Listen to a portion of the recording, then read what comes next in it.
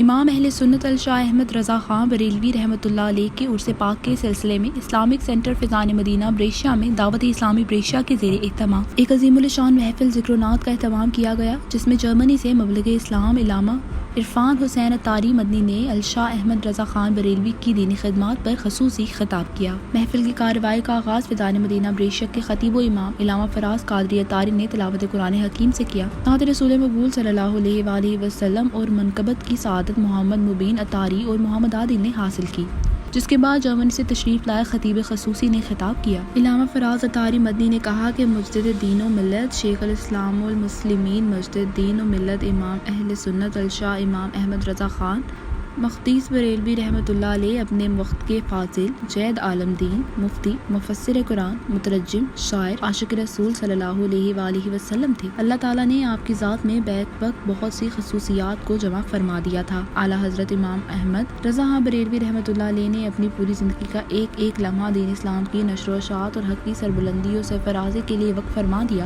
پوری زندگی اسلامی علوم کو حاصل کر کے ان کو پھیلانے میں گزار دی۔ بالخصوص آپ نے اپنی تصانیف کے ذریعے پیغام اسلام کو دنیا کے کونے کونے تک پہنچایا۔ جب دین اسلام کی اساسیات اور ایمان کی جملہ فروعات و جزیات پر بیک وقت مشرق و مغرب سے حملے ہو رہے تھے، اس وقت آپ نے اپنی خداداد صلاحیتوں کے ذریعے ان تمام فتنوں کا سد باق کیا اور عشق رسالت کی شمع فروزہ فرمائی، جو آج بھی ملت اسلامیہ کے لیے مینارہ نور کی حیثیت رکھتی ہے۔ عرس پاک کی اس عظیم الشان تقریب میں بریشیا اور گرد و نواح سے تمام مذہبی، سماجی اور سیاسی تنظیمات کے رہنماؤں اور سینکڑوں لوگوں نے شرکت کی۔ محفل کے آخر میں ہدیہ درود و سلام کے بعد علامہ فراز اتاری مدنی نے دعا فرمائی اور بعد ازاں انتظامیہ کی طرف سے لنگر شریف کا اہتمام بھی کیا گیا۔ رپورٹ عتیق ہٹانا، جذبہ نیوز، اٹلی۔